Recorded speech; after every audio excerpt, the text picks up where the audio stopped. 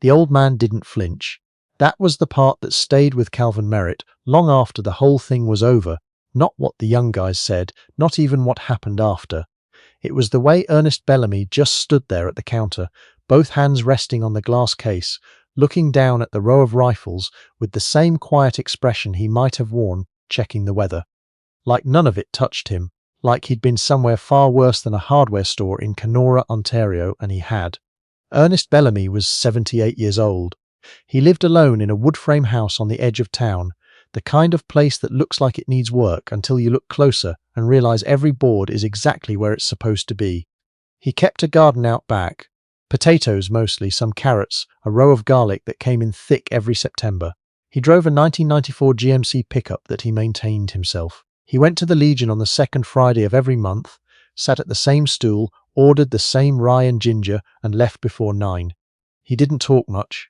People who knew him a little thought he was shy. People who knew him well knew he just didn't see the point of talking for the sake of it.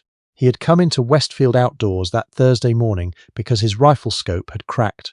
A Weaver K4, older than most of the staff working there, but still good glass if you treated it right. He'd had it since '89. It had fogged at the eyepiece, taken some hard use over the years, and now there was a fine crack along the body that he couldn't ignore anymore. He pushed open the door at 9:10, nodded to the girl behind the service desk. She was on the phone and nodded back, and made his way toward the optics wall at the back of the store. That's where the two of them found him. Their names were Bryce Colton and Darren Fulp, both 23, both hired in the spring when the store got busy with fishing season and the owner, Calvin Merritt, had needed extra hands. Bryce was the kind of person who confused confidence with competence. He talked fast, smiled at customers in a way that was slightly too wide, and had a habit of walking the floor with his chest out like he was already the manager. Darren mostly followed along. They spotted Ernest Bellamy at the optics wall and exchanged a look. An old man in work pants and a canvas jacket bent slightly forward, holding a scope up to the light. Bryce wandered over first. "Help you find something, Chief." Ernest lowered the scope, looking at the fixed power Bushnells. "You still carry the banner line?" "We carry some." Bryce leaned against the shelf, arms crossed. "You hunting or just browsing?" There was a particular tone in that last word. Not aggressive, just dismissive. The kind of tone that says I don't think you're actually going to buy anything without quite saying it. Ernest didn't seem to notice, or if he did, he gave no sign. "Hunting," he said. "Moose, mostly. Elk, if I get drawn." Bryce raised an eyebrow. "Moose." He glanced back at Darren. "You getting out by yourself or by myself?" "Yes." "Huh." Bryce straightened up. "No offense, but those bush camps can be pretty rough. Temperature swings, the hike in. It's not really," he paused, as if searching for a diplomatic word, "for everyone." Ernest looked at him for a moment. Then he looked back at the optics. "I'll manage," he said. Darren had drifted over by then, hands in his vest pockets, and the two of them stood there with that particular energy young men get when they've decided something's funny, and they're just waiting for someone to agree. "You know they make really good binos with built-in stabilization now," Darren offered. "Easier to hold, less shaking." He mimed a trembling hand. He actually mimed it. Bryce covered a laugh with a cough. Ernest Bellamy did not look at Darren. He set the scope down on the glass counter carefully, not with anger, not with emphasis, just carefully, and he moved 2 steps to the left to look at the next display. "I'm looking for something in a fixed 4 power," he said. 30mm tube if you have it." Sure. Bryce moved around behind the counter. "These are what we've got in stock." He pulled out a tray and set it on the glass. "Budget's probably a consideration, right? We've got some decent entry-level stuff. Show me the Loophole." Bryce paused. The Loophole VX Freedom was not an entry-level scope. It sat in a different case, in a different corner of the display, and it cost considerably more than whatever Bryce had assumed this man's budget was. "That one's?" "Yeah, that's a bit of an investment for what?" The question came out flat and clean, not unkind. Just a question, with nothing extra attached to it. Bryce felt it land somewhere in his chest and couldn't quite explain why. "I mean, depending on how many seasons you're still planning to." He stopped himself, but not in time. The words were already in the room. Ernest Bellamy turned and looked at Bryce Colton the way a man looks at something he's trying to decide how to categorize. There was no anger in it. There was no hurt in it either, at least none that showed. It was just a look, measuring, patient. He said, "How many seasons I'm planning to? What exactly?" Bryce opened his mouth, closed it. "Son," Ernest said, and there was nothing sharp in the word, nothing cutting, just the plain declarative weight of it. "Pull out the Leupold VX Freedom, the 50mm objective, and let me look at it." Bryce pulled it out. He didn't say anything else. Darren had found something to do across the store. Ernest held the scope up, he checked the turrets, he checked the reticle, he pressed it to his eye and looked through it, at the far wall, at the mounted buck head above the door, the rack of antlers spread wide in the flat morning light coming through the front windows. He set it down. "I'll take it," he said. "And a set of medium worn rings, 30mm. Bryce went to get the rings from the stockroom. While he was gone, a woman named Sheila, who worked the fly fishing counter, walked past and stopped. She'd seen part of what happened. She was in her 50s, had worked for Calvin Merritt for 11 years, and she'd learned a long time ago how to read a room. "He wasn't bothering you?" she asked quietly. Ernest was looking at a display of bore cleaning kits. He glanced at her. "No," he said. She nodded slowly. She went back to her counter. She also picked up the phone. Calvin Merritt had been driving back from Dryden when Sheila called. He owned 3 locations, Kenora, Dryden, and a smaller satellite in Sioux Lookout, and he rotated between them every week without much of a schedule. He'd been in the truck 40 minutes, stopped for coffee in Vermilion Bay, and was maybe 20 minutes out when his phone buzzed on the dash.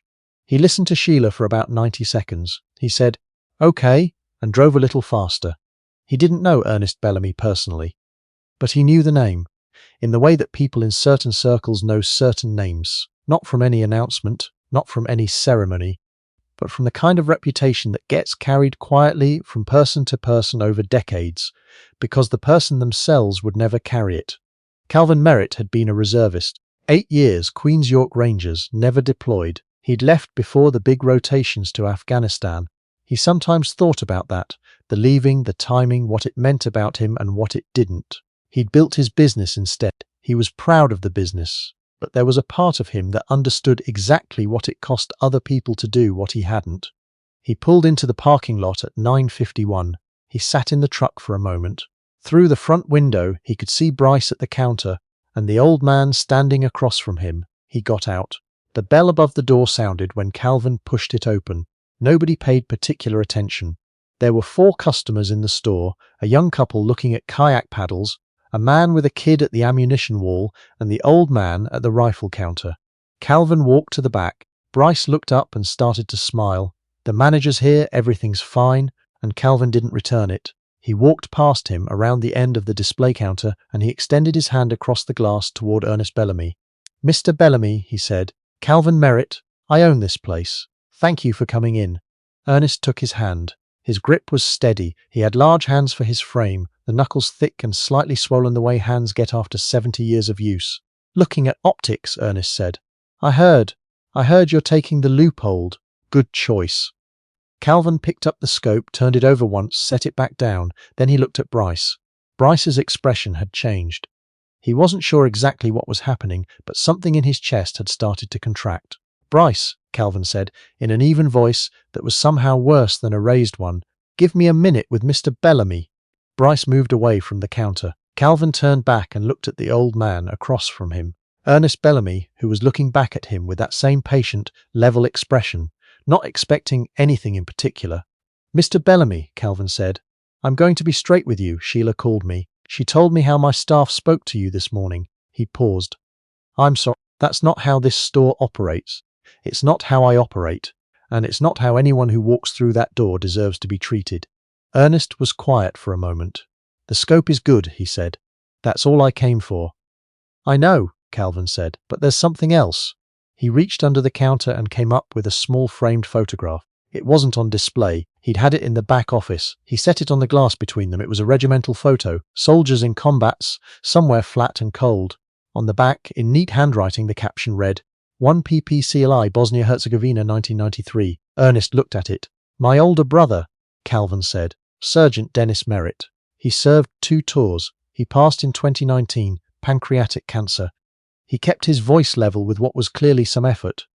He talked about the people he served with the way some people talk about family. Maybe more than family. Ernest looked at the photograph for a long moment. "Pupsley," he said. "Good regiment." He thought so. Calvin looked at him. "You were RCR." It wasn't a question. Ernest studied him. You done your homework. You live in a small town long enough, Calvin said. You learn what matters and who. What Calvin Merritt knew, because Sheila had told him, because the Legion commander had told her years ago, because these things get carried quietly in small places, was this. Ernest William Bellamy had enlisted in the Royal Canadian Regiment in 1966 at the age of 18. He had served in Cyprus during the 3rd UN peacekeeping rotation, where Canadian forces held the buffer line between communities that would have killed each other with agricultural tools if the soldiers hadn't stood between them. He had served in Germany during the Cold War, when Germany meant something very specific, and the men holding the line there understood what they were holding it against. He had come home in 1978, and he had not talked about any of it, not to his neighbours. Not to the young woman he married the following year, at least not in any detail she ever repeated. Not to his sons, who grew up knowing their father had served, without knowing what that meant, the way children often know the fact of a thing without the weight of it. What he had brought home was a slight hearing loss in his left ear, a posture that never entirely came out of uniform, and a complete unwillingness to speak about himself unless someone asked the right question in the right way. Nobody usually did. He'd worked 30 years at the mill, then another decade at the municipal road crew, and now he hunted in the fall and kept his garden and drove his old truck and went to the Legion on the second Friday and left before 9. He was not a man the world would have looked at twice. Unless you knew, Calvin Merritt knew. And so he said what he said next in a voice quiet enough that only Ernest could hear it. I understand you were in Cyprus, 69 to 71. Ernest said nothing. I understand there was a situation on the Nicosia line, November 1970. Sniper positions, civilian bus in the kill zone. Calvin paused. I don't know the details. I know 3 people lived who probably shouldn't have. I know your CO put you in for a commendation. I didn't take the commendation, Ernest said. I know. The old man looked at him. How do you know that? Calvin said. Dennis knew someone who knew someone. The way it goes. He straightened slightly. I'm not trying to embarrass you, Mr. Bellamy. I just want you to know that I know who you are, and I want you to know what it means to me that you walked into this store today. He held out his hand again. Ernest looked at it, then he shook it. The scope, Ernest said. And the rings on the house, Calvin said. Ernest started to object. Calvin held up a hand. Please, he said simply. Let me. A long moment. The old man nodded once. What happened with Bryce and Darren is not particularly dramatic, and perhaps that's why it lands the way it does. Calvin didn't fire them on the spot. He didn't make a scene. What he did was sit both of them down in the back office that afternoon after the store had quieted, and he talked to them for 22 minutes. He talked about what service means. He talked about what it cost. He talked about the way you can look at a person and see nothing, see an old jacket, a slow walk, a face creased by weather, and be wrong in a way that diminishes you more than it diminishes them. He told them about Cyprus, about a bus full of school children and a man who did what had to be done in a situation where doing nothing was also a choice. Bryce sat through it with his jaw tight, looking at the desk. Darren cried a little, which surprised everyone, including Darren. They weren't fired. Calvin didn't think firing them served anything. What he did instead was make them each write a letter. Not to him, to Ernest Bellamy. He gave them 3 days. He didn't read the letters. He sealed them and mailed them to Ernest's address on Lakehead Road. He doesn't know if Ernest read them. He never asked. Ernest Bellamy drove home that Thursday with the loopholed scope in its box on the passenger seat, the worn rings in a small paper bag beside it. He stopped at the grocery on his way, picked up bread, a bag of yellow onions, a litre of 2% milk, and went home.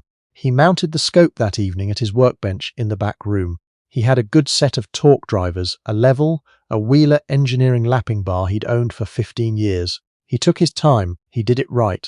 He didn't rush because he never rushed things in his shop, and he didn't rush because there was something settling about the work itself. The small calibrations, the deliberate increments that he'd always found steadying. He went to bed at 10:30. He didn't think about what had happened at the store, at least not in any way he would have named as thinking.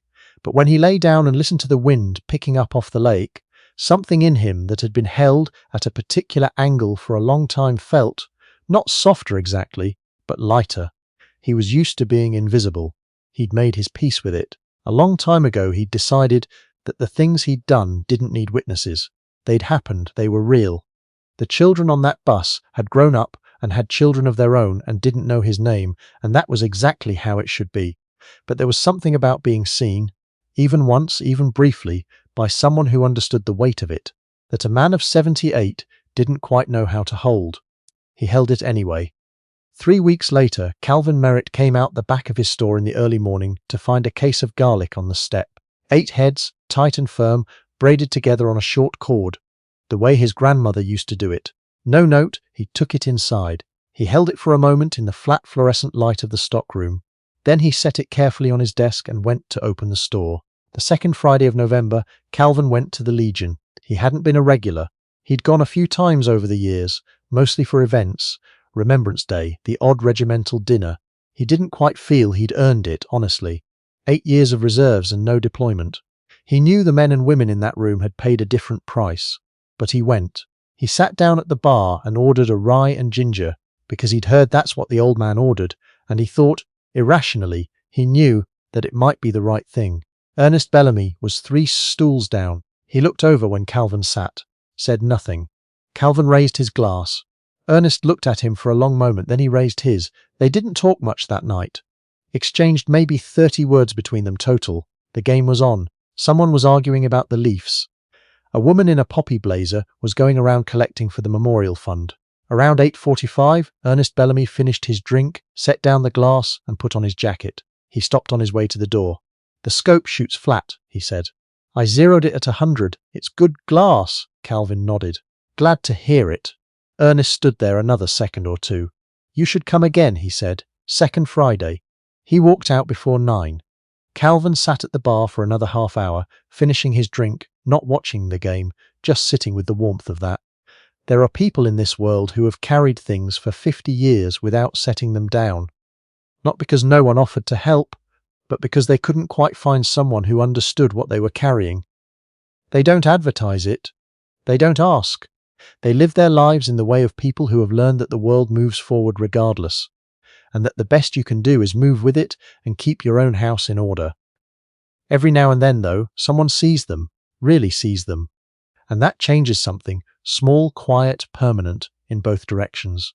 The way you treat the people who can do nothing for you, that's who you really are. Remember that the next time an old man walks into your store,